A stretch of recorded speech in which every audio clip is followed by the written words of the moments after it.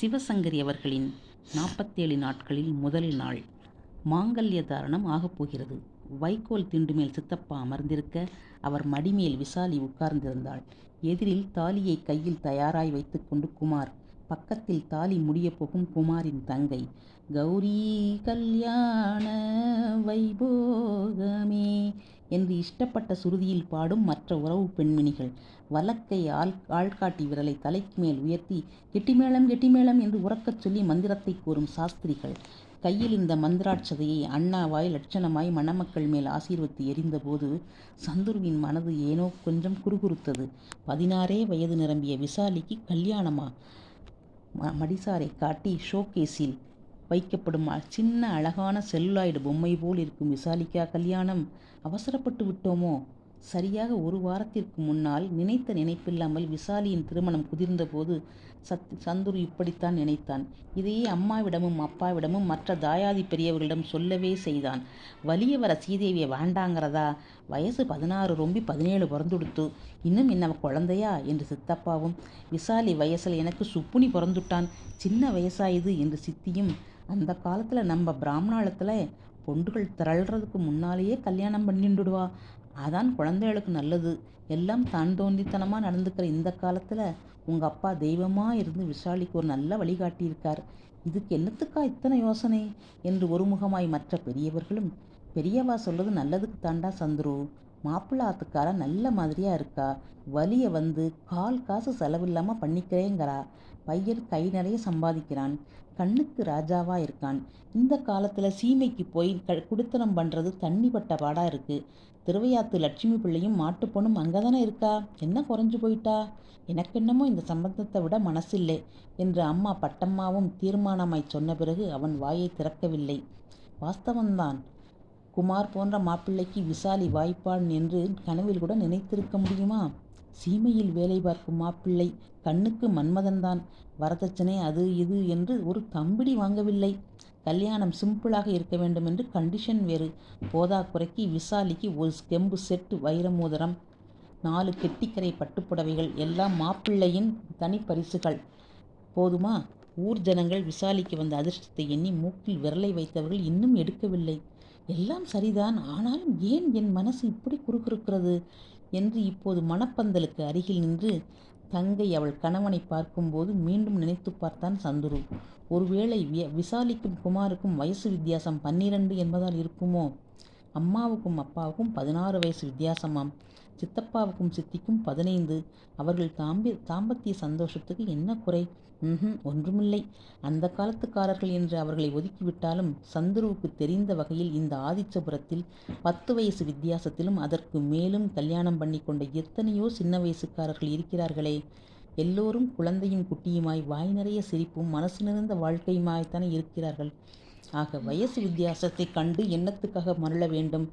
கண்காணாத தேசத்துக்கு கடைக்குட்டியை தங்கையை அனுப்புகிறோமே என்ற உணர்வு மனசை நெருடுகிறதோ? சந்துரு யோசித்தான். இருக்கும். விசாலி மேல் அவனுக்கு அளவு கடந்த பாசம். அதுவும் அப்பா தவறி போகும்போது அவள் சின்ன பெண், என்ன வயசு இருக்கும்? அவன் அப்போது SSLC படித்து கொண்டிருந்தான். அப்படியென்றால் அவனுக்கு 16, விசாலி குட்டிக்கு 8. அப்பா இல்லாத குறை குழந்தைகளுக்கு தெரியக்கூடாது என்பதற்காக விசாலியிடம் தனிப்பட்ட அன்பை கவனிப்பை சந்துரு இதுநாள் வரை செலுத்தி வந்தது உண்மை. ஒருவேளை இந்த ஆழ்ந்த பாசத்தின் காரணமாக அவளை அயல்நாட்டுக்கு அனுப்பிவிட்டால் அடிக்கடி பார்க்கக்கூட முடியாதே என்ற காரணமாகத்தான் நெஞ்சு உறுத்துகிறதோ? இருக்கும். விழுப்புரத்திலிருந்து நேராக திருச்சி போகும் நெடுஞ்சாலையில் 3 மைல்கள் போனால் ஜானகிபுரம் வரும். அங்கு ஒரு லெவல் கிராசிங் உண்டு. அதற்கு முன்னால் வலதுகை பக்கம் செம்மண் சாலை ஒன்று பிரியும். அதிலேயே வளைந்து பச்சை வயல்களையும் அல்லிப்பூக்கள் ஏகமாய் மலர்ந்திருக்கும் குளங்களையும் களத்து மேடுகளையும் கடந்து கிட்டத்தட்ட 4 மைல்கள் போல சென்றால் மரகதபுரமும், அதற்கு மேற்கே பாதையில் தொடர்ந்து போனால் ஆதிச்சபுரமும் வரும். அக்ரஹார தெரு ஒன்றும் ஒரு ரெட்டிமார் தெருவும் தான் ஆதிச்சபுரத்தின் பிரதான வீதிகள். ஒரு வீடு விடாமல் எண்ணினால் கூட தெருவுக்கு 20 வீடுகள் தேராது. சின்ன கிராமம். பிள்ளையார் கோவில் முக்கியமானது. அப்புறம் மாந்தோப்பில் உள்ள அம்மன் கோவில், சற்று தள்ளி குடியானவர்கள் குடியிருப்பு, இன்னும் தூரத்தில் சேரி. அக்ரஹாரத்தில் இருந்தவர்கள் அனைவருமே தாயாதிகள்தாம். ஓஹோவென்று கொழித்து கொண்டும் பண்ணை மிராசு குடும்பம் என்றும் அந்த கிராமத்தில் யாருமே கிடையாது. எல்லோருமே தலைக்கு 10-15 ஏக்கராக்களுக்குள் வைத்து கொண்டிருந்த சின்ன நிலக்காரர்கள். நிலத்தின் முக்கிய சாகுபடி கரும்பு. மற்றபடி வீட்டு சாப்பாட்டுக்கு தேவையான நெல்லையும் அவரவர் பயிராக்கி உபயோகிப்பது வழக்கம். சங்கரையர் சந்துருவின் தந்தை. 12 ஏக்கரா நிலத்துக்கு உரிமையாளர். வருஷத்துக்கு 10,000 போல வருமானம் வரும். சந்துரு சீமந்த புத்திரன். அடுத்து ஞானம். கடைசியில் விசாலிக்குட்டி. ஆதிச்சபுரம் மரகதபுரத்து குழந்தைகளெல்லாம் படிக்க விழுப்புரம்தான் வரவேண்டும். யார் வீட்டு வண்டிக்கு தேவையில்லாமல் வேலையில்லாமல் இருக்கிறதோ அவர்கள் வண்டியை கட்டி ஊர்க்குழந்தைகளை அதில் ஏற்றி ஜானகிபுரம் வரை கொண்டு வந்து விடுவர். அங்கிருந்து அவர்கள் பஸ் பிடித்து விழுப்புரம் வந்து பள்ளியில் படிப்பார்கள். மாலையில் ஜானகிபுரத்துக்கு வந்து ஏதாவது வண்டி வந்து காத்திருந்தால் அதில் ஏறி ஊர் திரும்புவார்கள். எந்த குழந்தையாவது ஜானகிபுரத்துக்கு நேரத்துக்கு வந்து சேரவில்லை என்றால் கொஞ்ச நாளிகை காத்திருந்து பார்த்துவிட்டு வண்டி கிளம்பிவிடும். அப்புறம் அந்த குழந்தை 5 மைலுக்கு நடராஜாதான். ஊரில் அறுப்பு நடவு சமயமாக இருந்தால் வண்டிகளுக்கு வேலை இருக்குமாதலால் பாதி சமயங்கள் குழந்தைகள் நடக்கத்தான் நேரும். இதனாலேயே படிப்பை ஆர்வமாக ஆதிச்சபுரத்து குழந்தைகள் ஏற்றுக்கொள்ளவில்லை. பெரியவர்களும் படித்து என்ன கிழிக்கப் போறதுகள், ஒரு நாள் வயலில் இறங்க வேண்டியதுதானே என்ற அலட்சியத்துடனே இருந்ததால் உயர்நிலைப் பள்ளியை எட்டி பார்த்த பையன்களே அந்த கிராமத்தில் குறைவு. SSLC முழுசாக படித்தவர்களை விரல் விட்டு எண்ணிவிடலாம். அதில் சந்துரு ஒருவன் இல்லை. சந்துரு பள்ளியில் இறுதியாண்டு படித்த வருஷத்தில் சங்கரையர் அகாலமாய் மாண்டு போனார். காலையில் எழுந்து வயல்காட்டுக்கு போனவர் உச்சி வெயில் மண்டையை பிளக்கும்போது வீட்டுக்குள் வந்து ஊஞ்சலில் உட்கார்ந்து, பட்டம்மா குடிக்க தூத்தம் கொண்டு வா என்றாராம். பட்டம்மா தம்ளரில் ஜலத்தோடு வந்தபோது மனுஷனுக்கு உயிர் இல்லை. என்ன வியாதி, என்ன செய்தது என்று கூட அந்த ஊர் ஜனங்களால் புரிந்து கொள்ள முடியாதபடி ஒரு சாவு அவருக்கு. 10 நாள் காரியங்களை பண்ணிய கையோடு பள்ளிப்படிப்புக்கு முழுக்கு போட்டுவிட்டு வேஷ்டியை வரிந்து கட்டிக்கொண்டு வயலில் இறங்கி அப்பாவுக்கு பிறகு அந்த வீட்டின் பொறுப்புகளை சுமக்கும் ஆண்மகனானான் சந்துரு. அப்பாவின் மரணத்திற்கு பின் ஊரில் மற்ற பெண்களோடு 18ஆம் புள்ளி 10 கட்டம் பல்லாங்குழி என்று ஆடிக்கொண்டிருந்த காலத்தை கழித்த ஞானத்துக்கு உண்பாடு என்பாடு என்று போன 2ஆம் வருஷம்தான் கழுத்தில் மஞ்சள் கயிறு ஏறியது. 1 மைல் தள்ளி உள்ள மரகதபுரம்தான் ஞானத்தின் புக்ககத்தார் வாழும் ஊர். கையில் 2000 சீர்சனத்திகள், மாப்பிள்ளைக்கு மயில்கண் வேஷ்டி, மோதிரம் என்று எத்தனையோ சிறப்பாய் செய்தும் சம்பந்திகளுக்கு திருப்தியே இல்லை. மாட்டுப்பெண் அவர்களை பொறுத்தவரை ஒரு வேலைக்காரிக்கு சமம். வீட்டு காரியங்களை செய்து மாட்டுத் தொழுவ வேலைகளை செய்து நாள் பூராம் லொங்கு லொங்குன்று உழைத்தாலும் வயிறு நிறைய சாதம் போடக்கூட ஞானத்தின் மாமியாருக்கு மனசு வராது. அப்படி ஒரு ஜென்மம். அத்தி பூத்தாற் போல இங்கு வரும் ஞானம் தன் கஷ்டங்களைச் சொல்லி பிழிய பிழிய அழுவாள். விழுப்புரத்திற்கு சந்துரு போக வேண்டிய ஜோலி இருக்கும் போதெல்லாம் தார் வாழைப்பழம், பூசணிக்காய், தோட்டத்து காய்கறி என்று எதையாவது கொண்டு போய் வாசல் திண்ணையை நிறைய அடுக்கினால்தான் தங்கையை ஒரு நிமிஷம் பார்த்து பேச அனுமதிக்கப்படுவான். அப்போதும் சிண்டு முடியும் நாத்தனார் யமன் கூடவே இருக்கும். விசாலியை இந்த சீமை பெண் பார்க்க வந்தபோது எல்லோரும் சீமைக்கா பெண்ணை அனுப்புறது என்று கண நேரம் யோசித்தபோது பளிச்சென்று பேசி சந்தேகத்தை தீர்த்தவள் ஞானம்தான். ஜாதக பொருத்தம் பார்த்து கூப்பிடு தூரத்தில் என்னை கொடுத்துருக்கேளே, நான் என்ன சுகத்தை கண்டேன். பொழுது விடிஞ்சு பொழுது போனால் மாபாரமாக வேலை செய்யணும். அக்கடான்னு ஒரு நிமிஷம் உட்காரக்கூடாது.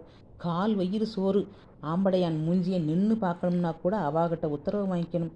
சி, நாய் வாழ்க்கை. இந்த மாதிரி நானும் குடித்தனம் பண்ணுறேன்னு சொல்கிறதுக்கு பதிலாக கழுத்தில் கயத்த மாட்டின்ட்டு தொங்கலாம். என் தலையெழுத்து தான் இப்படி ஆயிடுத்து. விசாலி குட்டியாவது நன்னா இருக்கட்டும். யோசிக்காமல் இந்த வரனை முடிச்சுடுமா. சந்துரு கிடக்கான். 1000 வாண்டாத யோஜனை பண்ணிண்டு. நாளைக்கு அவள் ஒரு பிக்கல் பிடுங்கல் இல்லாமல் ராணி மாதிரி வளரப்போ இவனே புரிஞ்சுப்பான் என்று ஆணித்தரமாய் திரும்ப திரும்ப அவளே பேசி இந்த சம்பந்தத்தை முடிப்பதில் குறியாய் நின்றாள். முதலில் யோசித்த அம்மா கூட மாப்பிள்ளை பையனின் அழகையும் குணத்தையும் கனகதாரையாக விசாலிக்க அவன் கொடுக்கும் பரிசுகளையும் கண்டு மனசு குதூலித்து திருமண ஏற்பாட்டில் தீவிரமாய் ஈடுபட்டாள்.